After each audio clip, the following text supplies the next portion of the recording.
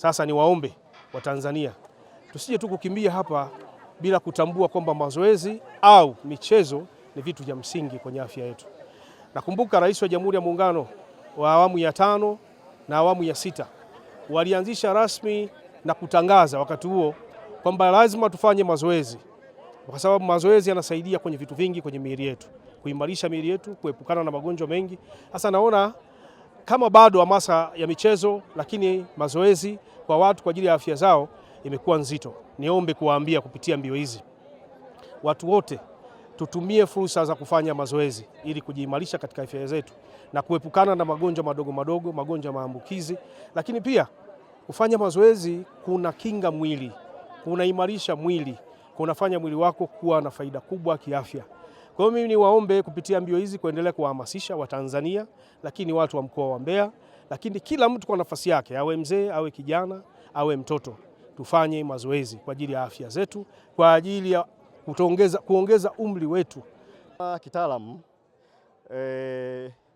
usipofanya mazoezi kwa hiari, basi utafanya mazoezi kama tiba.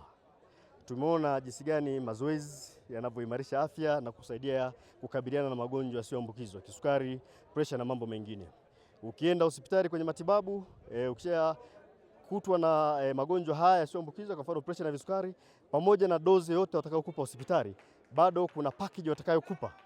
Yaani ukipewa ile package ya dawa ya hospitali ya matibabu, lakini watakupa maelekezo ya kwamba lazima ufanye mazoezi. Sasa mazoezi kwa mazingira hayo utafanya kama dozi na sio hiari tena.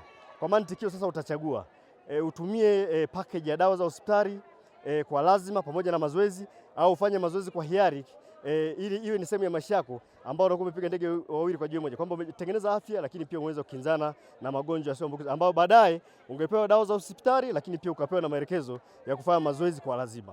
Kwa kweli mimi nimefurahia. Tunapata nafasi ya kujifunza, kukutana na watu, kupeana fursa za biashara, kufanya charity, kutembelea watu wenye uhitaji. Huwa tunasaidiana wenyewe kwa wenyewe kwa mambo ya kijamii, kwa mfano misiba, sherehe, na pia kufahamiana na wengine, kusaidiana, kusapotiana kibiashara, kusapotiana kwenye kazi na mengine. Natoa wito wangu kwamba mtu yeyote ambaye ana uwezo ashiriki hata kwa mita 100 tu, kwa sababu unapata nafasi ya kujenga mwili wako, pia unajenga afya yako, unakutana na watu na unajifunza vitu mbalimbali kuhusiana na Mbeya. Hiyo tunatumia kama fursa, kwa sababu kwenye mbio kwanza unajenga afya, na pia unaposhiriki mbio kama hivi, kwa mfano kama hiyo BMBet inavyokuja, unaweza kupata zawadi mbalimbali, lakini pia unaweza kwenda kushiriki hata mbio katika nchi mbalimbali kama hivyo. Naenda kushiriki mbio kwa kukimbia mita 100.